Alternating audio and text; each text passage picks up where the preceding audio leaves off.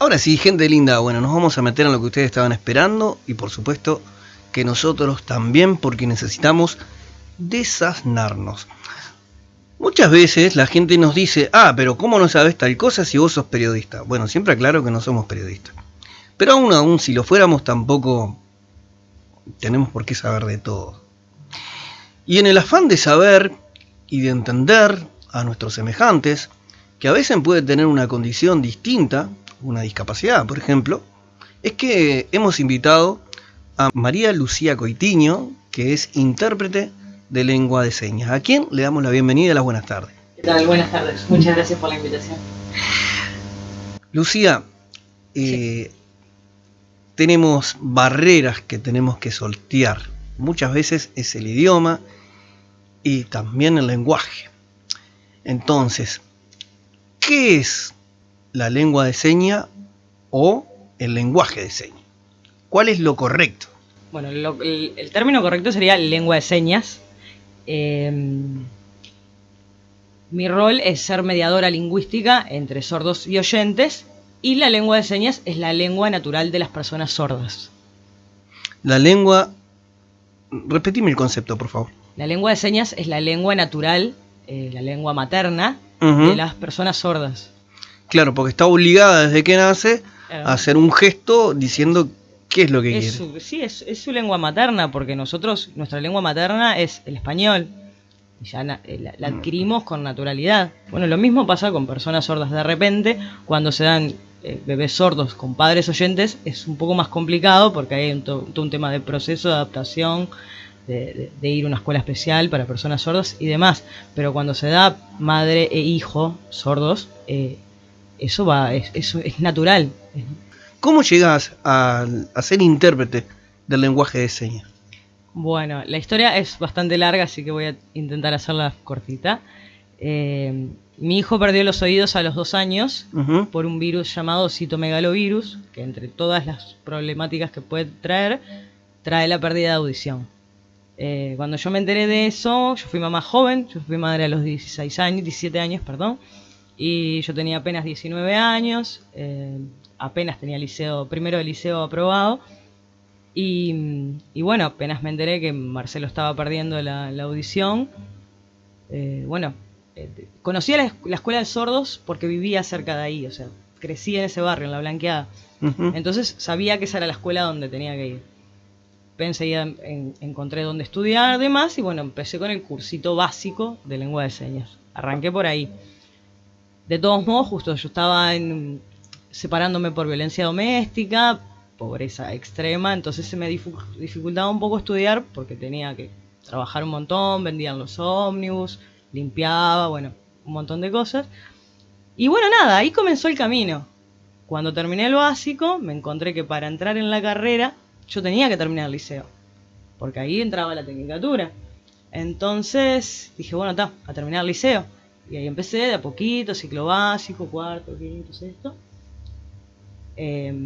Y bueno, después estaba entre ir a la Asociación de Sordos, que es privada, o Facultad de Humanidades. Entre todo ese tiempo yo trabajé de millones de cosas, porque el alimento tenía que llegar a casa. Pero siempre tuve como bien en claro que no quería dejar de estudiar. O sea, siempre seguí estudiando a pesar de tener frío, a pesar de trabajar un montón. Siempre me hacía un momentito para estudiar. Y bueno, nada, llegué, hoy estoy acá. Vos dijiste algo muy, muy clave. Sí. Vos decís, la carrera. Es decir, ser intérprete es una carrera. Es una carrera, sí, total. No es simplemente que aprendo los gestos. No. Imagínate que yo vivo con una persona sorda, mi hijo hoy tiene casi 14 años. Hace 10 años que estudio, un poquito más, y todavía hay cosas que aprendo todos los días. Todos los días, estando en el trabajo o con mi hijo, siempre aprendo cosas nuevas. O sea, todos los días hay conocimiento nuevo, porque es un idioma, como el español, el inglés, el alemán, bueno, la lengua de señas uruguaya, porque cada país tiene su propia lengua de señas. La lengua de señas argentina, americana, y bueno, y así en cada país, cada parte del mundo. Antes de irnos un poquito a la diferencia que podemos estar teniendo con otros países, obviamente con otros continentes fuera del continente latinoamericano, La carrera, decís que... ¿Cuánto duró la carrera? La carrera en sí son 5 años. 5 años. 2 años de básico y después la tecnicatura, que en Facultad de Humanidades es una tecnicatura. En la Asociación de Sordos sos intérprete de lengua de señas. Y acá sos, me quiero acordar el nombre entero, pero es traductor de lengua de señas al español y del español a la LSU, una cosa así. Es bastante largo el nombre, pero es una tecnicatura. Bien, también tenemos, por ejemplo, que hemos visto, a mí me toca pasar bastante seguido, iglesias para sordos. Ahí también las personas que van por ahí, me imagino que van pasando por esos lugares también, y también eso nos ayuda a visualizar un poco, porque justo está en un lugar donde pasan muchos ómnibus, una avenida muy importante. Entonces, uno se va preguntando, esta carrera que vos estás estudiando, que estás ejerciendo y que tantas personas lo están haciendo, ¿para qué nos habilita?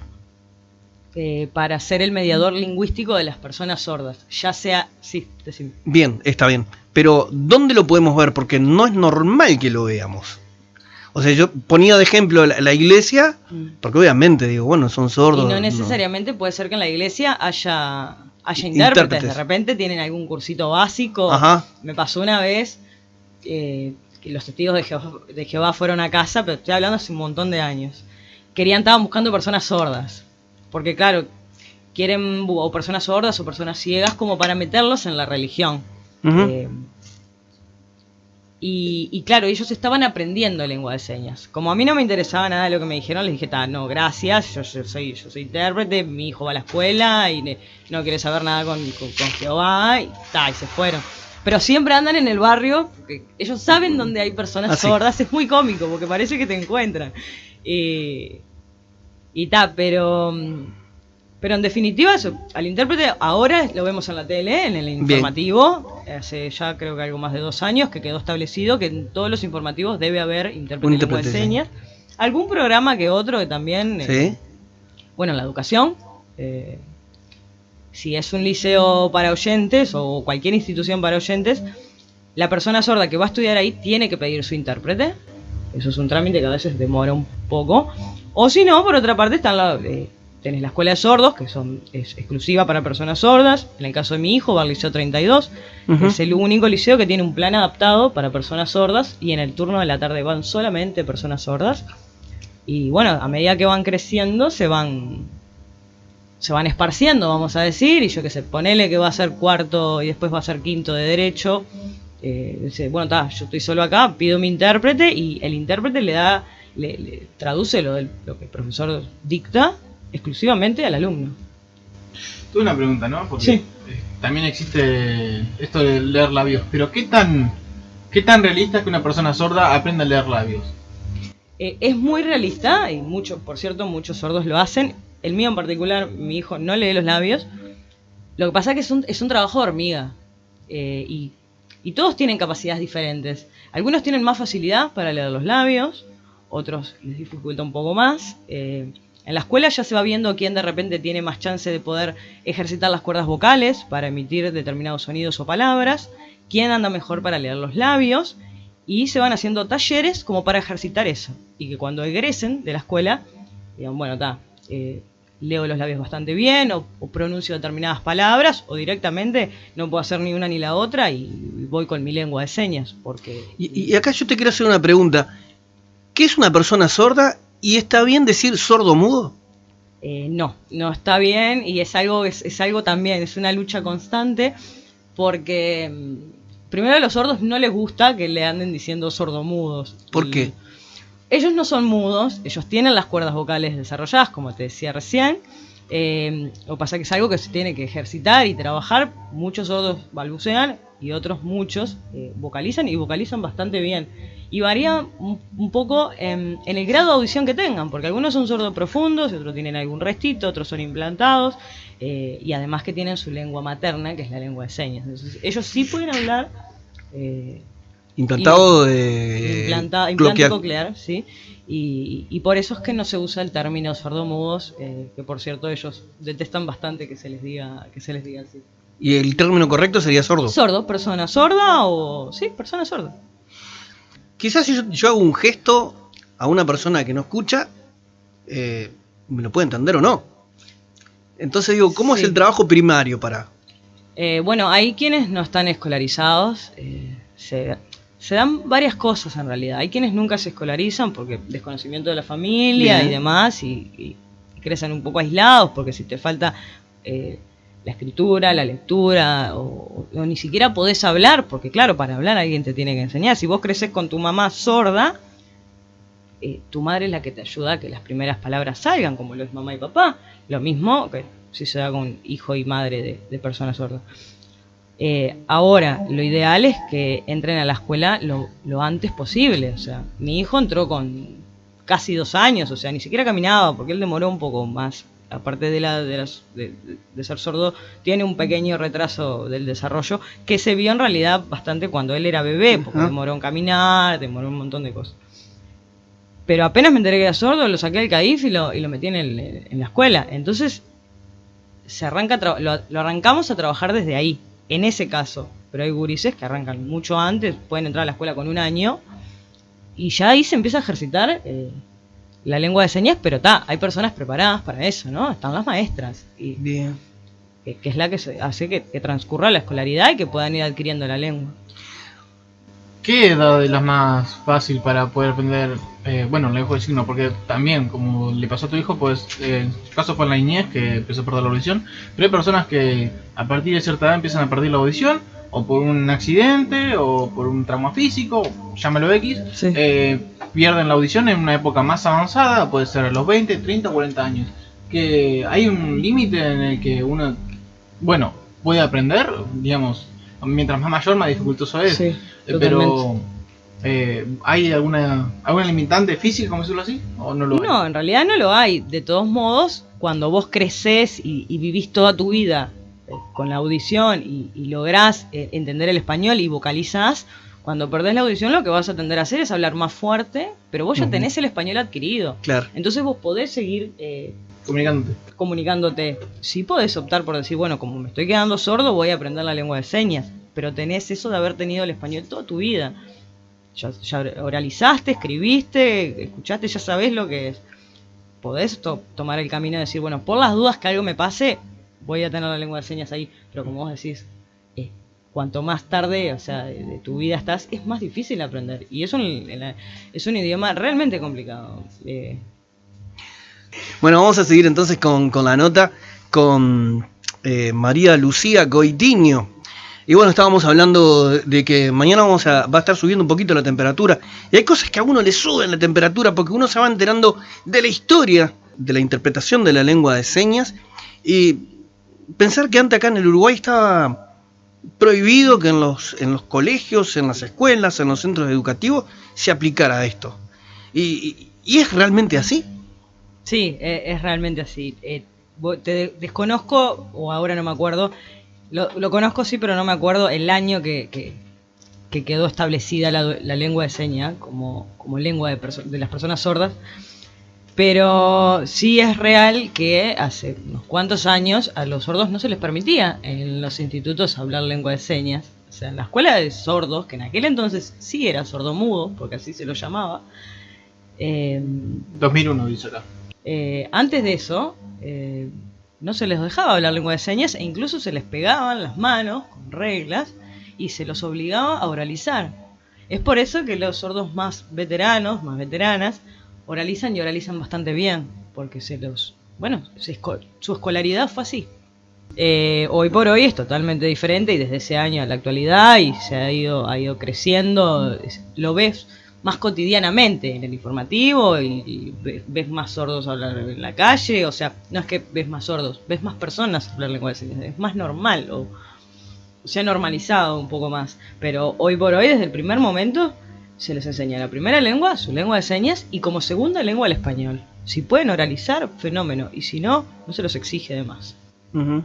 En tu experiencia como mamá, obviamente que te viste forzada a ir a aprender esto para poderlo desarrollar, tener una comunicación con tu hijo y por supuesto tratar de darle una mejor calidad de vida. Pero entendés que el resto de lo que no pasamos por esas situaciones ¿Lo está asimilando? ¿Entiende que es necesario? No. Fue mi caso en particular que desde el primer momento dije yo necesito aprender esta lengua porque es su lengua y vivimos solos de toda la vida, o sea, siempre vivimos solos los dos, entonces yo vivo con una persona sorda, entonces en mi casa se habla más lengua de señas que español, a no ser que mande un audio de WhatsApp o que haga una llamada, en mi casa se habla lengua de señas. Entonces yo entendí que necesitaba la lengua de señas en mi vida, por eso estudié, pero no todo el mundo lo ve así. Hay lamentablemente muchas familias que jamás estudian, que van aprendiendo con lo que los propios chilenos le van enseñando, o ni siquiera se interesan como hay algunos que hacen un curso básico, demás. Y la sociedad en general, de repente puede pasar en algún ente público, que les dan un curso básico, como por la policía, por ejemplo, les dan un curso básico, porque si se da, un sordo va a hacer una denuncia, por lo menos para saber si hola, ¿cómo estás? Pero la sociedad desconoce bastante. Vos decís que en tu casa se habla más el español. No, la lengua de señas, perdón. Capaz que yo lo dije mal. Perdón, más la lengua de señas que el español. Sí. Lo dije mal yo. Entonces, eso también nos llega a pensar muchas cosas. Tenemos un español, propiamente tenemos el yeísmo, ese español railado que hablamos acá en el Río de la Plata, compartimos con Argentina. Tenemos, por supuesto, la diferencia notoria con lo que es Paraguay, ni hablar con México. Hace poco estábamos hablando con Fati, una cantante mazoteca, de la comunidad mazoteca mexicana. ¿Saben? México tiene más de 300 idiomas, que nosotros los ignoramos. 58 idiomas, y 300 idiomas tiene Bolivia. Naturales de ahí, ¿verdad? Entonces, la pregunta es, dentro de los que hablamos el español, ¿es el mismo lenguaje de señas? Cada país, tiene su propia lengua de señas, como lo es Argentina y Uruguay, por poner un ejemplo. Cada lengua de señas es diferente, por obvias razones. Como nosotros nos podemos entender con un argentino, entre un sordo uruguayo y un sordo argentino se van a entender perfectamente. Pero cada país tiene su propia lengua de señas, por lo tanto es diferente la de acá, la de Bolivia, la de Venezuela, etcétera, etcétera. No sé si respondí tu pregunta. Sí, va cambiando. ¿Y eso quién lo regula? A cada lengua, por ejemplo, acá, ¿quién regula? Las personas sordas. Eso fue una lucha de las personas sordas. Crearon su propia lengua y fue creciendo. Incluso todos los días hay palabras nuevas. Es como nosotros. TikTok, el TikToker. Cuando hoy me dijiste la TikToker. Uh-huh. Es un verbo reciente. Es un verbo de hace pocos años. Bueno, lo mismo con las palabras en lengua de señas. No es lo mismo lo que habla un sordo de 40 años que lo que habla un sordo de 13. Porque es el idioma de adolescentes, pero de las personas sordas. Claro. O sea, es lo mismo, sordos y oyentes es exactamente lo mismo, nada más que nosotros con el español y ellos con la lengua de señas. Entonces, bien, todos los días van surgiendo palabras nuevas que, bueno, que en algún momento se suman al sistema, pero su sistema, ¿no? Bien.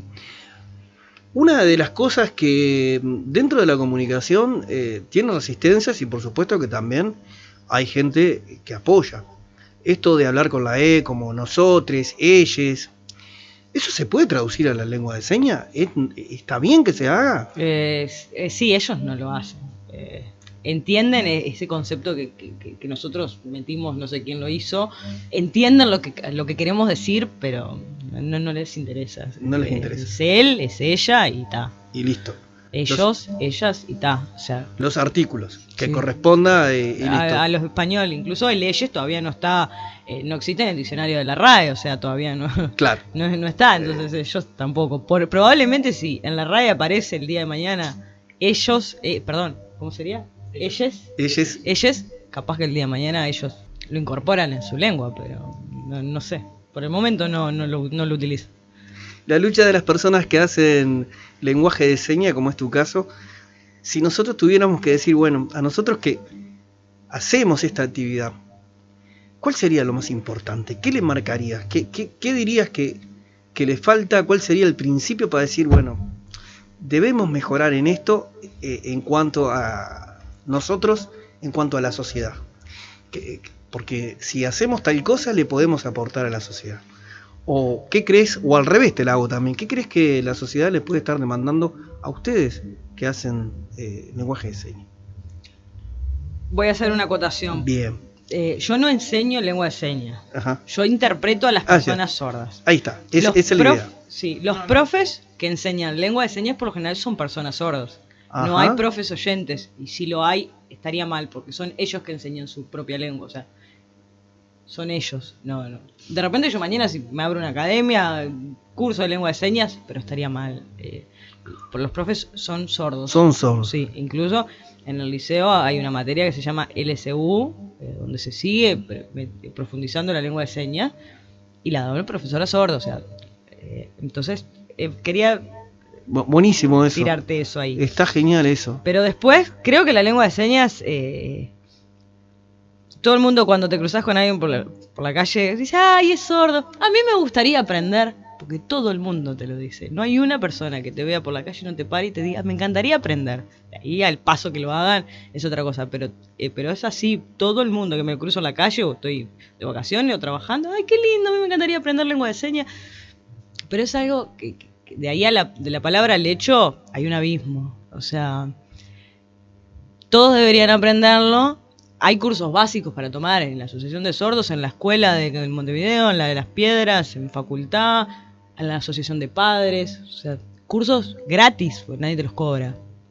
Básicos como para tener algo básico para, no sé, mañana viene un sordo acá y que no tengas que traer un intérprete, que vos mismo le puedas decir, ¿qué haces? ¿Cómo estás? ¿Cómo estuvo tu día? Son cosas que hacen la diferencia, pero nadie lo hace. Realmente, a no ser que tengas un familiar o algo muy cercano o que te guste, como es los que estudian para ser intérpretes, pero después, porque voy a aprender, por si las dudas mañana me encuentro un sordo, no lo hace nadie. Hablar de lenguaje de señas significa estar hablando de los sentidos, ¿no? Estamos hablando obviamente de la vista, estamos hablando del oído, estamos hablando de la boca, ¿verdad? Y estamos hablando de mucha coordinación. Sí. Mucha coordinación física, porque también expresamos con el cuerpo. Vimos gente que lo hace sentada y hay gente que lo hace de pie. Y uno se pregunta, observando, yo debería, si se me ocurre hacer eso, intentar hacerlo, estar en una, ¿cómo podría decir? En un estado de físico que me permita moverme y ser rápido. ¿Por ahí pasa alguna técnica para ser rápido, para estar con todos los sentidos atentos a lo que tengo que interpretar? No, incluso hay intérpretes que interpretan muy despacio. Creo que como los que estamos acá, todos tenemos, al hablar, hablamos en diferentes velocidades. Ajá. Eso es tal cual en las manos. Lo he visto con mis compañeros. El que habla más lento, seña más lento. Yo que hablo bastante rápido, seño bastante rápido. Pero no quiere decir que tenga que ser más veloz para interpretar bien. Es mi forma de hablar con las manos, mi forma de interpretar. No quiere decir que mi compañero tenga que hacerlo a la misma velocidad que yo. De repente va suavecito, pero él traduce todo, porque todos interpretamos diferente. Como todos nos hablamos distinto, todos interpretamos diferente. Entonces, no tiene por qué, o sea, tener que tener una velocidad, o si soy lento no lo puedo hacer, o no, para nada. Y es una ejercitación constante, hasta que te sientas preparado para decir, bueno, puedo ponerme a interpretar. Porque a mí me costó la primera pasantía de facultad. Yo realmente, es mala, la primera pasantía la hice en Teletón. Realmente tenía como mucho miedo. Dijo, le voy a hacer horrible, nadie me va a entender.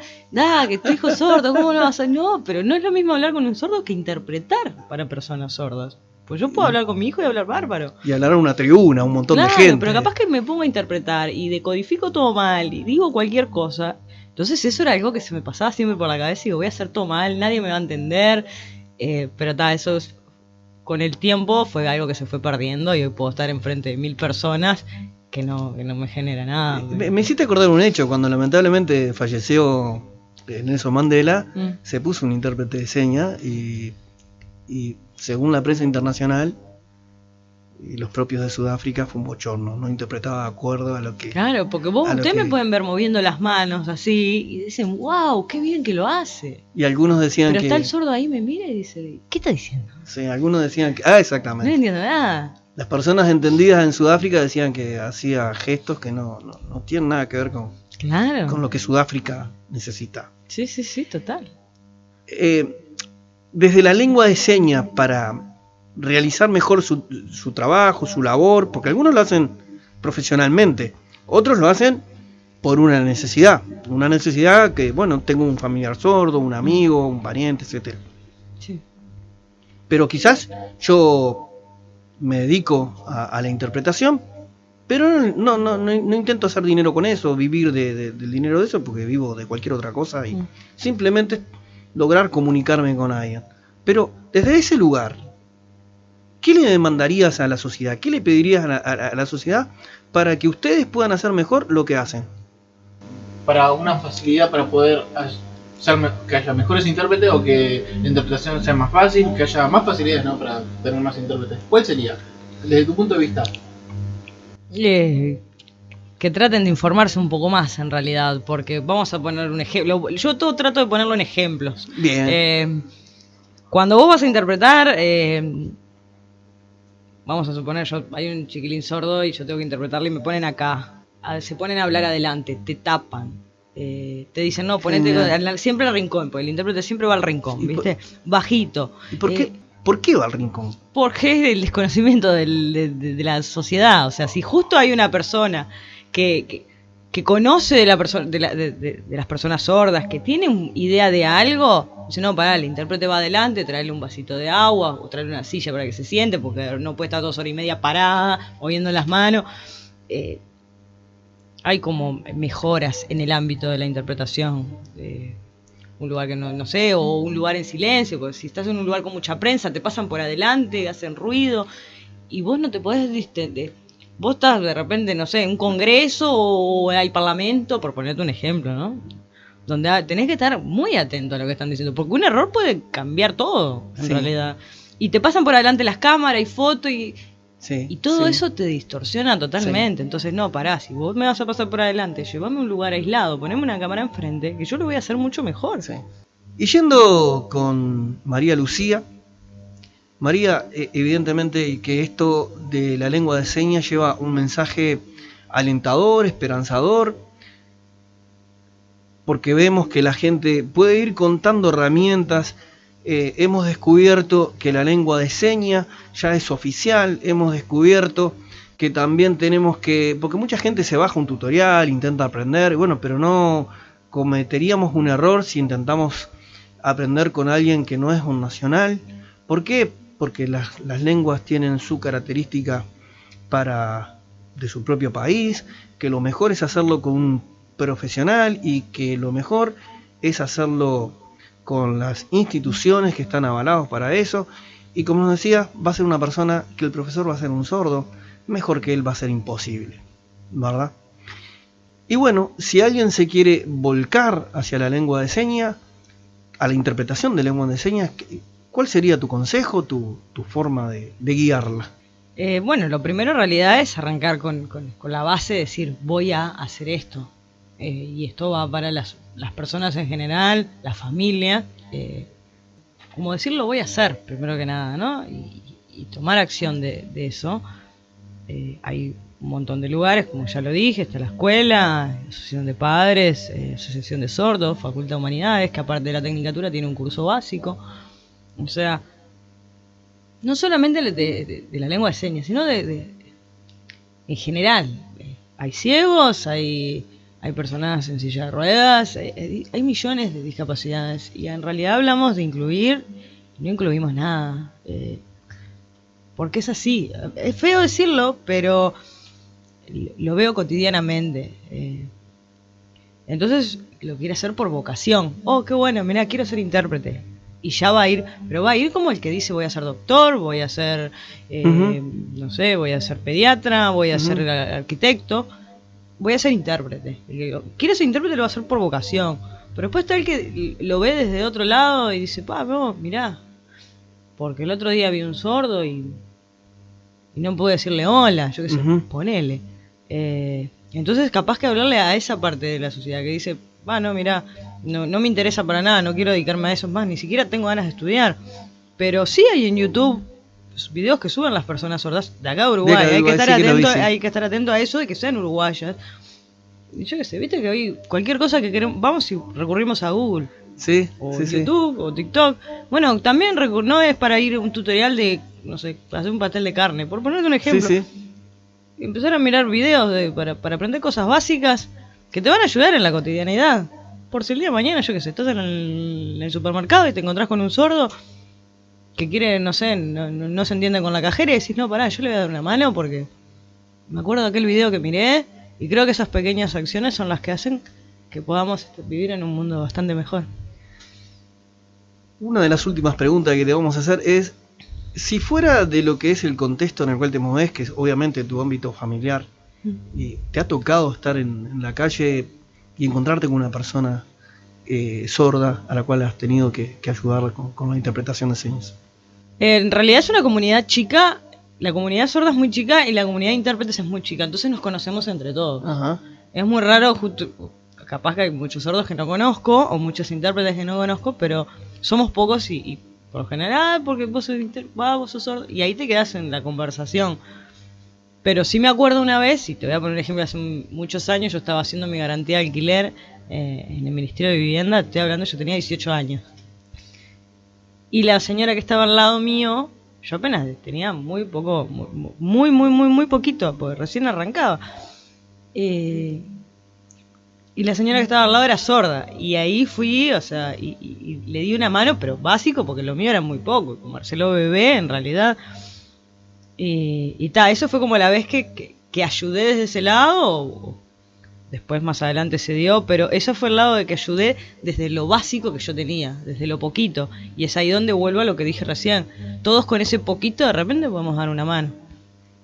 Con ese poquito nos podemos dar todos una mano, y vos dijiste algo muy importante, nos quedamos en la comunicación, y nosotros queremos quedar en comunicación contigo, queremos quedar en comunicación con toda la gente que está a través de pitchradiostream321.com, de pitchradiostream 12345.com, y como decía, nos quedamos en la comunicación y nosotros nos quedamos con este agradecimiento y con esta buena vibra y buena energía que nos ha dejado en el día de hoy. Bueno, gracias a ustedes por invitarme, me sentí re bien, súper cómoda.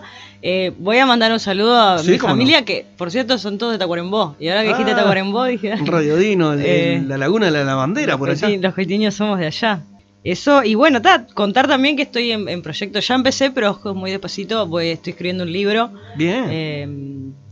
Contar un poco de mi historia de vida, que creo que es un poco inspiradora, en realidad, porque fue bastante peleada. La de mi hijo también, porque hoy está en el liceo y fue algo que dije, wow, fue un montón, en donde está hoy y cómo se desenvuelve hoy, porque es súper independiente. Y quería contar que estamos en proceso de escribir el primer libro, desde la mirada de mamá, desde la mirada de lo que la educación me ha dado, porque la educación me enseñó a conocer a mi hijo desde otro lado también, entonces lo conozco desde los dos lados.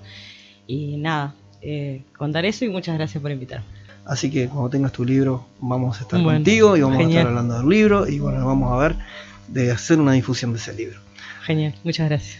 Y nosotros nos vamos yendo, Miguel. Sí, tengo la muralla cultural a la lista. Falta una pregunta. ¿Qué pregunta? Pregunta clave importante. La pregunta clave. ¿La hace usted, la uno? No, la hace usted. ¿Yo por qué yo? Porque usted siempre la hace. Tengo que hacer yo.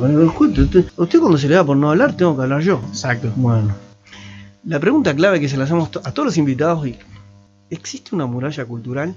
Y si existe la muralla cultural, ¿qué hacemos con ella? ¿La derribamos? ¿La pintamos? ¿La cambiamos? ¿La mejoramos? Esto es libre, acá es lo que cada invitado siente. No, ¿y la pintamos de colores o la saltamos, capaz? Con este mensaje nos vamos entonces. Gente linda, gracias por acompañarnos, y recuerden que Radio Pitch y este programa La Muralla Cultural se hace con voz y voz. De la mano de Miguel Ángel y de Luis Enrique Santiago nos despedimos hasta el próximo sábado.